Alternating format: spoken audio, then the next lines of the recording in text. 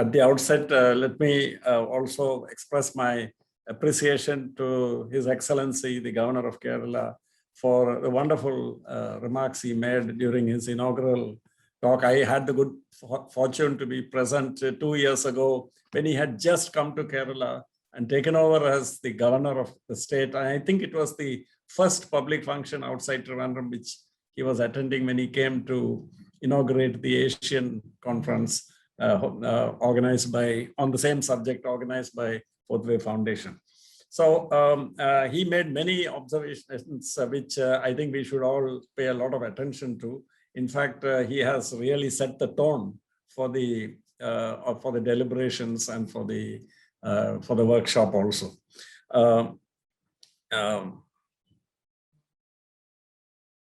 The panel discussion's intention is to get some flavor of what is the situation in the 6 chosen districts. In the opening remarks, Amukhamayite Diana Josephum, speakersum Paramrashichad, India-ilulla 272 districts which have been identified as high-risk districts. Adile 6 districts Keralathil ulladana.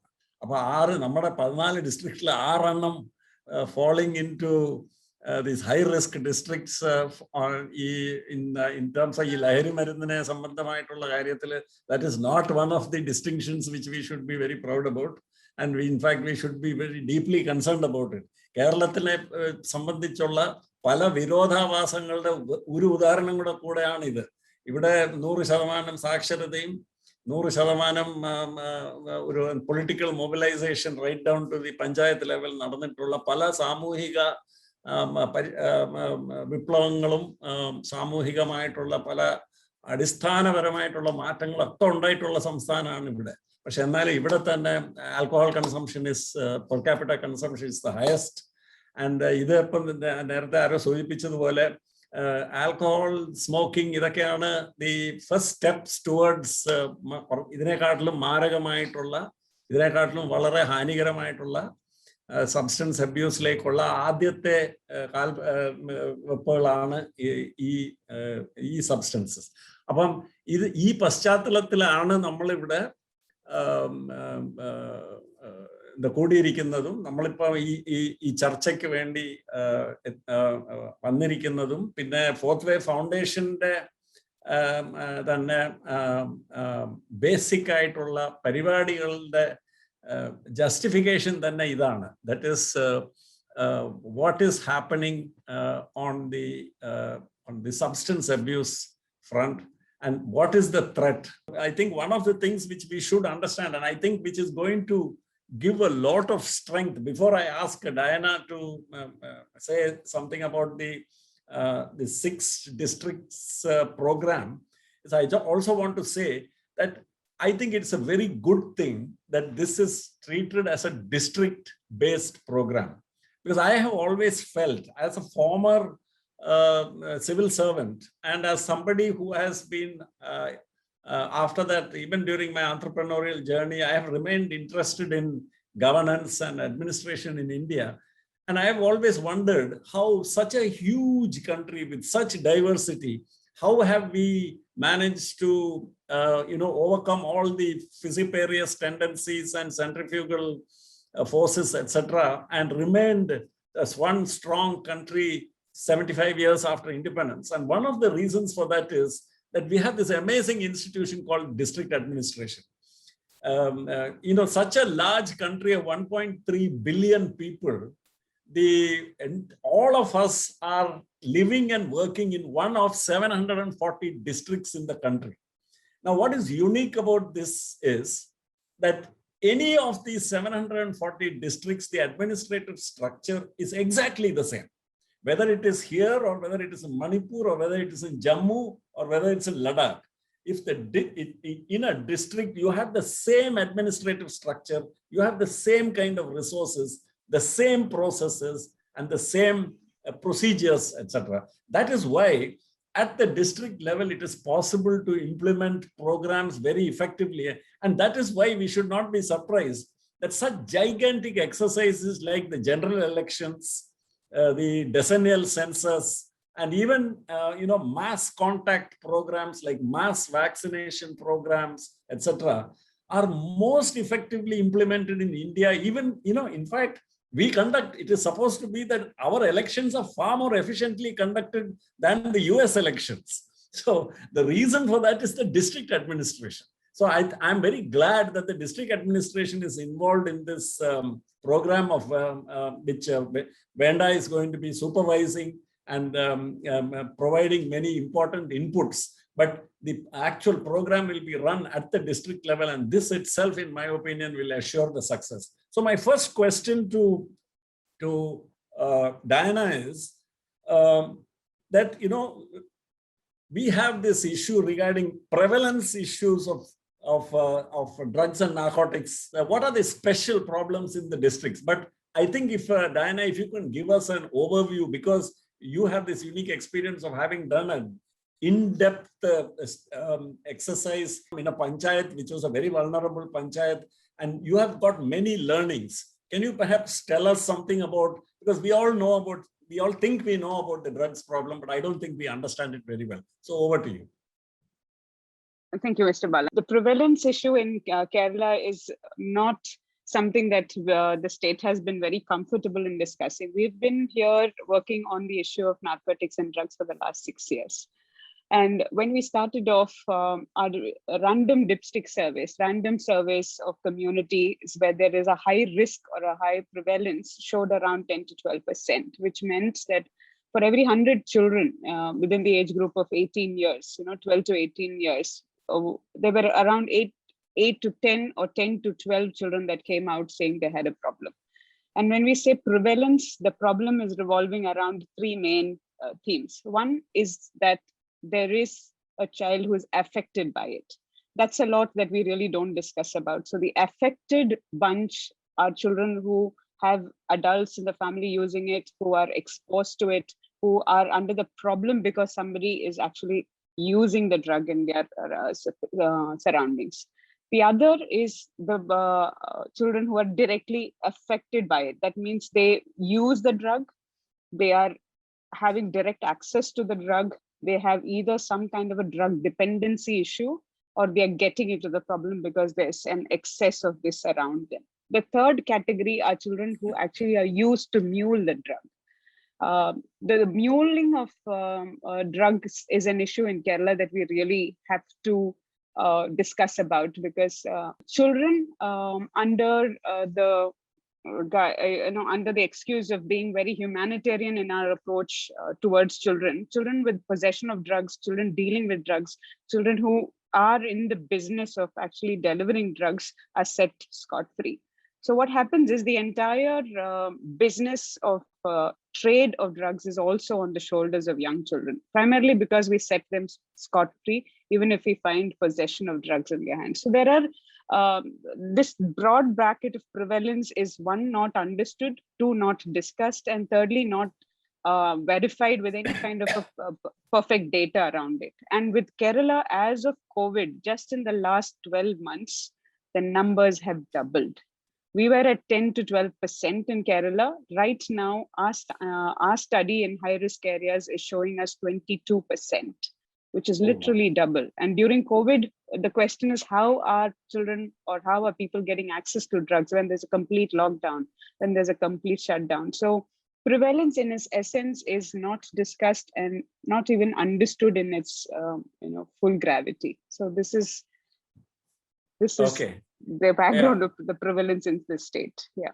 No, I think so. Therefore, we have a serious problem, which is in another sense. Of course, I think everybody knows that we have a drug problem, but in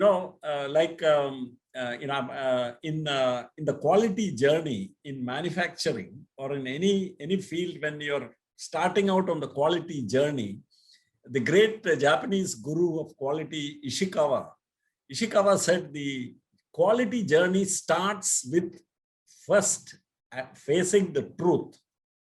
Now, that's a very interesting statement to make, because when you hear quality and Japanese, we immediately think they're going to talk some very high-tech stuff, which is some stuff which is going to be some new techniques and all.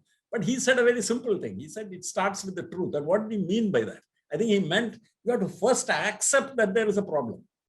Now, if we live in denial, if we say, yeah, well, it's not that bad, it's not as bad, it's not that bad in my town, it's not that bad in my school, no, nobody in my family, nobody in my school will use it. So if those kind of approaches are the biggest barrier we have to overcome first, because if we just think that this is and there are some people who will say, no, if there are drug dealers and drug users out there, then let the police do the job. The police should go and, so it is treated. So what we do is mentally we criminalize it. So that's bringing my second question up, saying, see, isn't part of the problem that both in civil society as well as in government, we tend to criminalize this issue, and hence we miss the fact that you cannot solve the problem by this. In fact, I've been looking at a book here written by Chris Hedges, and it's a very gloomy book. It's called America, the Farewell Tour. And he published it just last year.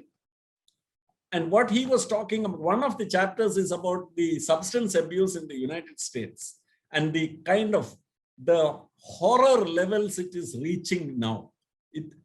And what he was saying, one of the figures he said is the US has already spent more than $1 trillion trying to control the drug trade, and they have failed. $1 trillion. Now, he gives another example. Portugal, which also had a very bad drug problem, has treated it as a social problem, and they have decriminalized drugs, and they have approached it completely differently. They have now brought down the incidence of drug abuse, which was several times higher than the US. Today, it is 1/50th the situation in the US. So I want to ask you, what are your thoughts regarding this notion that this tendency of us to criminalize something, is it actually part of the solution or is it part of the problem? That's a huge debate in itself. Decriminalization is a subject and a debate in itself. But as far as child or child-centric approach is concerned, well, children below the age of 18, at least in the state or in the country that we're discussing right now in India, don't have a proper protocol for decriminalization activities. That means we have not laid down anything very specific for a child if we find them with any kind of possession of drugs.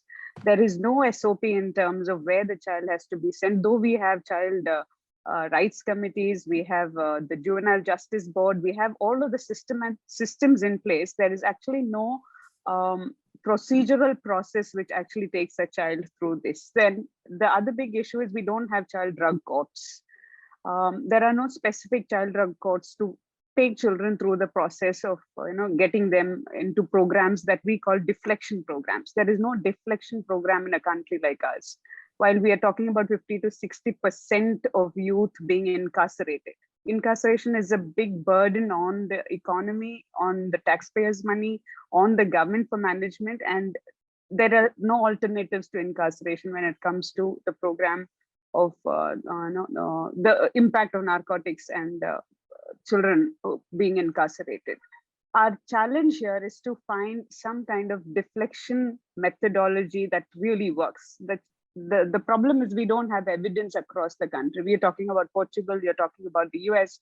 The issue is that there are no evidence-based programs that really show that numbers can come down, or we can actually control the problem, or we can actually work on some kind of a decriminalization of the possession of narcotics and drugs. So this is a debate in itself. Nationally, globally, it's a debate. I have few friends with me who are joined in here, Darav Shah, Amy, who are all experts in the area of this, this process. in the country. They're also working on country papers, position papers for this. They're with us on the discussion today. But what I want to say is that as a country, in rhetoric, we have a lot of principles and policies in place. Decriminalization is not considered an effective tool when it comes to youngsters, youth, and children.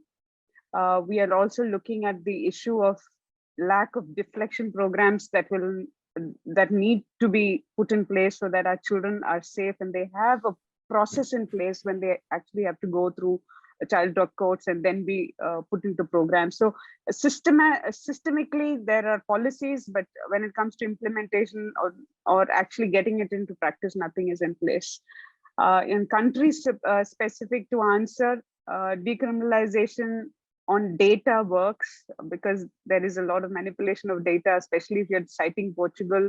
There is a story of the whole pharma industry that is backing the data on decriminalization. So that will be too big to discuss at that forum, but it is interesting for us to all go back and read the example of Portugal. Countries like Canada and New Zealand, who have also tried on decriminalization as their effort to curb the problem of narcotics and drugs. US in its essence also has around 20 states who are publishing on data around decriminalization. But what we want, at least on today's discussion, is to understand that India as a country and children in focus, that is age groups under 18, clearly we need to take a stand. We really need to take a stand to bring about something that is purely progressive and not regressive, or decriminalization has to be looked at through a different lens. I hope I answered, okay, but that, you answered. I don't agree, but then with a lot of what you've said, and I think because see, the thing about prevention, it's all about, so let's move to the next point. Prevention is all about awareness creation. Now, see, and awareness creation, let's just focus on that. Now, how this program, for example, what I liked about it is National Action Plan for Drug Demand Reduction. I think that's the sensible way to do it. In fact, I think that's the only way it will work. And no other way has worked anywhere else in the world. I set the example of the United States, the most expensive, the least effective, the program in the world is the United States program, which has already spent $1 trillion. So let's not even look in that direction. Let's look at other countries which have got much more robust, sensible programs, in my opinion, in this field. So but let's come to awareness creation. And in awareness creation, I think one very big part of this program is to create an awareness among children, among teachers, and among communities and among families. So in these chosen districts, how will that be carried out? And for example, we are expecting the district administration, which has already got so many other tasks to do, to run such a program out. So how will Fourth Wave Foundation, what are Fourth Wave Foundation's ideas regarding how to create that awareness in the communities, among students, among parents, among teachers, etc., to try to bring down the demand by making people more aware of the dangers? How are you going to do that?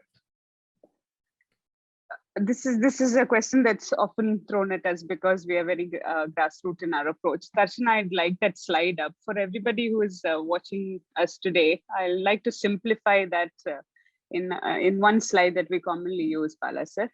Darshana, are you there? Can you put up that slide? Since many of us who are sitting here on the discussion here are people, practitioners, teachers, district officers who work in the area, it's good for us to understand when we talk about approach for prevalence work, prevention work in these districts, that when we talk about any subsection of a community, when it comes to narcotics and drugs, the pyramid looks like this. There are around 5%, even if you take with children under the age group of 18, around 3 to 5% of children who really have addiction, rehab, drug dependency problems. And that's more or less the systemic approach through child focus centers, hospitals, treatment care protocols, and all that's defined as a systemic support system to take care of them for long term.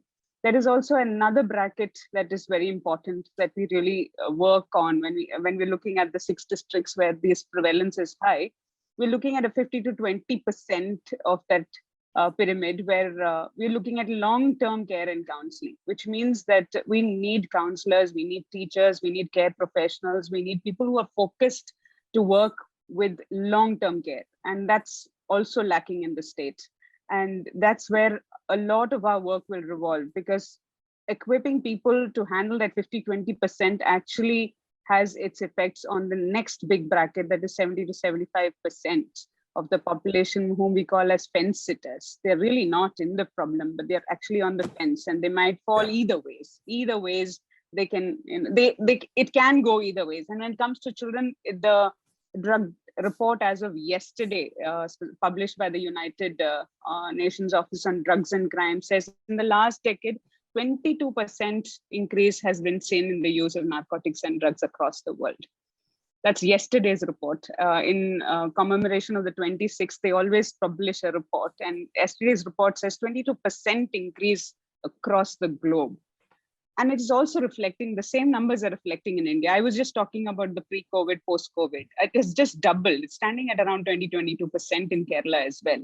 So we're talking about the 70 to 75%, which we call as a silent majority, who have no voice here, who are people who can easily be swayed in by all that is being normalized. There is a whole social normalization of the use of drugs, narcotics, tobacco, alcohol in the movies, and everything that we see around that is targeting children and child information. So this little pyramid is sort of what we have to remember as care professionals when we work with children in the area of narcotics and drugs. That 5% is the state's system that has to be set to take care of children, specifically for de-addiction and rehab, which is not there. The state of Kerala, as of today, doesn't have even one center that is child-specific, child-focused. Children today go into adult centers for care in Kerala. There are no child-focused centers in this whole state of Kerala. So there is, I was hoping today that the district collectors or the people designated will be able to share on it, but definitely that's the systemic thing that the government has to take care. The 15 to 20% is where people like us come in and provide support systems for training teachers, counselors, schools, academicians in taking care of the long-term need of children who are in this area. 70 to 75% is the community. And that's the community support that we have created through the programs at VENDA. Yeah. VENDA actually works with community to empower them to safeguard these children. Yeah. So Diana, this is a very nice schematic, which actually I think puts the problem in a perspective and in a framework where now it can be tackled. So my point here is, see, if you take the addiction and rehabilitation, there is a problem that one has to respond to a problem. So you have to create, especially like you said, child rehab centers where children are not placed along with the adults and hardened, users and all that, which will scar them for life. So they need specialized centers, and that's, as you mentioned, it's horrifying that in Kerala we don't have such centers. So there is one set of issues connected with that. I'm coming to this, S.A.F.E actually. S.A.F.E, as I understand it, which is substance abuse free environment, and for those who are watching and listening to the program also, S.A.F.E is actually an upstream tackling of the problem, And what happens in most interventions is interventions are reactive. People say, yeah, that's all fine, but we have a problem. We have so many addicts. We have to treat them. We have to rehabilitate them. So all the time we are on the back foot. We are not, like somebody said, apparently in a community, there was a river and many children were falling into the river and drowning. And so one set of people said, we will create rafts, we will teach all the kids, not teach them swimming, we will put lifeguards and we will put those rubber floating rings and life jackets. Somebody else said something else. So everybody was talking about that 5% top of the pyramid. Now the one teacher said, when all the discussion had died down, one teacher said, no, but why don't we find out why are the children not falling into the river? So, if we can solve that problem, why the children are falling into the river, and prevent that, then we will have a much better solution to this, rather than developing all kinds of ingenious ways of saving kids after they fall into the river. So in the same way, we have a problem. This fight. So I'm just talking about S.A.F.E is actually about the 70 to 75%, the prevention approach to keep all the kids safe. And it's very important. See, if you look at the most urgent problem is the top. So what do you, from your experience of working with communities, well, you have actually worked with communities. Most of us and the people who read about it and read in books and all, we all think we know what the problem is, but you have worked with the community. And how do we get to seeing that the communities, the local government, civil society all pays attention to this safe part of the program? How to prevent people from getting into the habit? One thing from our grassroots experience is the biggest issue that we deal with is denial. Our grassroots experience always revolves around the conversation of denial, starting from the government. When we started 6 years ago, the government was so reluctant to come out and accept that we had a problem, primarily because we are a tourism state. Our revenues are coming from tourism. For us to come out and say that there is an inherent problem of narcotics and drugs would also put us in bad light. So similar from the government system to the schools. Now, when we go to a school, there is a school management that says, we know we have a problem, but we can't just come out and accept it because it now depends upon, a whole lot of other things, from the school's image to the teachers and everything around it. So there's a denial at that level. Now you go to a home or a family, the parents are in pure denial. His friends can do it, or her friends are capable of doing it, but my children, no, they won't do it. So when it comes to the unit of a family, also there is a denial. So there is a huge denial factor that we are facing when we talk about creating safe environments. I think it is time as a community that we come out and accept that there is a problem. Because if I were to ask a small bunch of 10 people or 15 people, how many of you know directly a family member who has been affected by the problem of substances? Out of 10, there will be 3 or 4 who says, yes, a direct family member has been affected. If we were to ask, if you know a neighbor or a friend or a family friend who is affected, 5 of them will come out and say.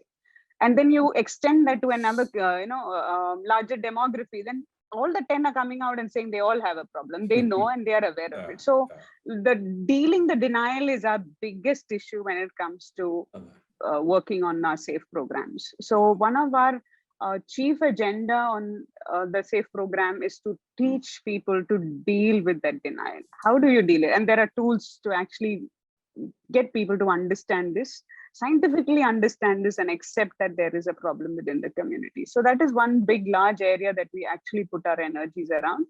2 is to actually then equip them to broach this topic. The challenge that we always face is that people don't, they shy away from talking about it. They know about it, they know the issues around it, but they shy away from it. And especially as a Kerala community, I think we have a social status quo that we can't just come out and talk about issues. So we teach general public to actually broach the topic, talk about it. They're willing to talk about drugs, but they're not willing to talk about the problem of drugs or the problem that they face. So even with mental health, that's the problem with Kerala. We are so high on the mental health numbers, so high on suicide. We are the highest in the state for a small state like Kerala. We can't have 14% suicide rates.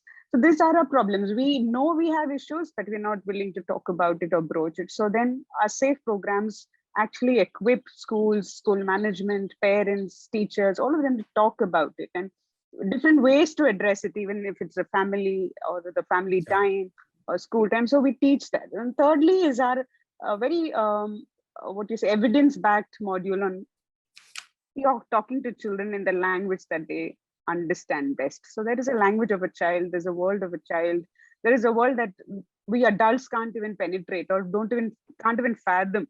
And we teach children to actually, broach that and address that in their own language. So even the trainings that we've designed are so child friendly, age appropriate, and that's why it's so successful. So as scientific as the approach is for simple people who are listening today, these are our main issues when we work with large communities around creating safe environments for children in specific. Thank you. അത് ഡയന, എനിക്ക് ഇപ്പം ഡയന പറഞ്ഞത് ഈ നമ്മള് ഈ നിഷേധാത്മകമായിട്ടുള്ള ഒരു approach, that is where we deny, we don't accept that there is a problem. അപ്പൊ ഞാൻ നേരത്തെ സൂചിപ്പിച്ചതുപോലെ ഈ ക്വാളിറ്റി ജേർണിക്കുള്ള ആദ്യത്തെ കാൽവെപ്പ് എന്ന് പറയുന്നത് is to accept the truth. And if we are not even willing to talk about the truth, we have a problem. So I think one of the big challenges of the SAFE program and all the people is, if we have one element of it is the reactive part, where we have to react to those who are already victims, those who are already affected, how they got affected, who are the dealers, who are that, I mean, they have to be proceeded against. All that is one side of it. Unfortunately, almost all the attention goes only into that. And so what happens is gradually more and more start getting affected, because we are not dealing with the upstreaming part of it, is how on earth are people getting interested in this in the first place.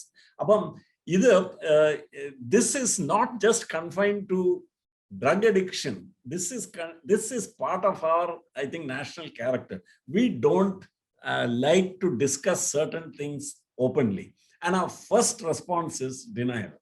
And so the other overcome Jayanite, social campaigns, we need to get the best abilities in communication, mass communication, in the people from the advertising field and then the PR field, and so psychologists and all that must be all brought together on how to get the message across. Because if we just throw facts at people, I don't think that's enough. You have to get people to open their minds and say, we have a problem. And if Kerala, for instance, with such horrifying figures like already, which were mentioned by even His Excellency, the Governor of Kerala, mentioned in his talk, which was filled with so many figures. I'm so impressed by what he spoke, the amount of thought which had gone into his speech. But the figures are frightening. Now, if those are the figures, how come we don't find anything in our media, in the newspapers, in the discussions, nowhere do we find any mention of what should be actually one of the dominant discourses in Kerala should be, what is happening, why is it happening, who is doing this, what can we do about it? Nobody seems to be bothered.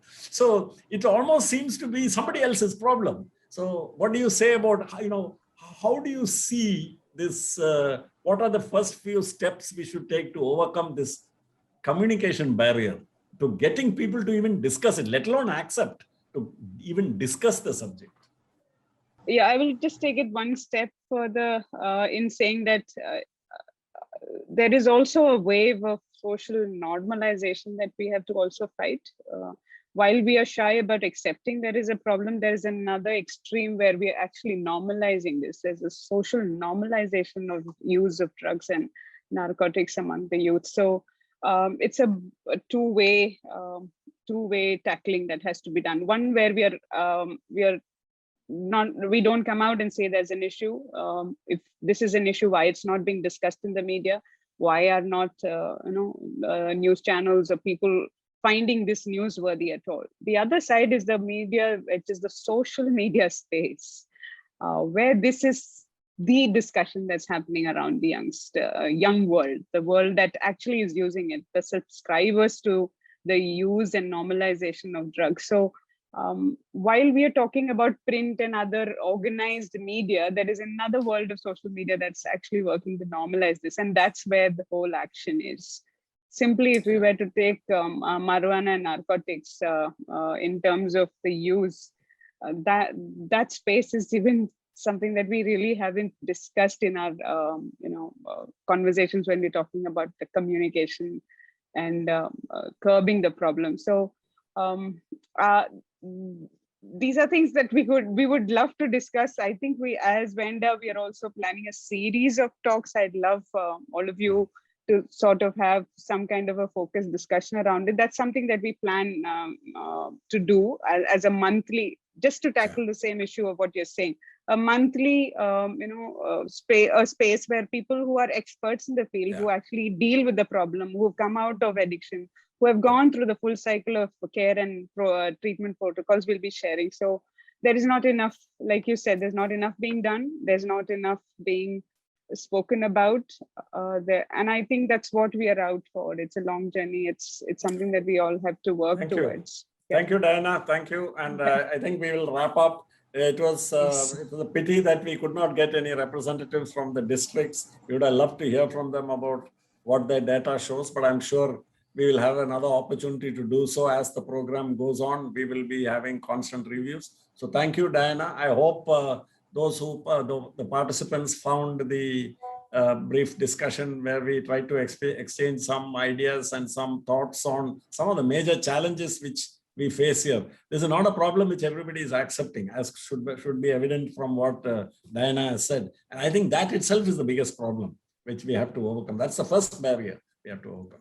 So with that, with that thought, I will conclude. And I would like to thank the organizers for having given me this opportunity to participate in this panel, in this discussion session. Thank you.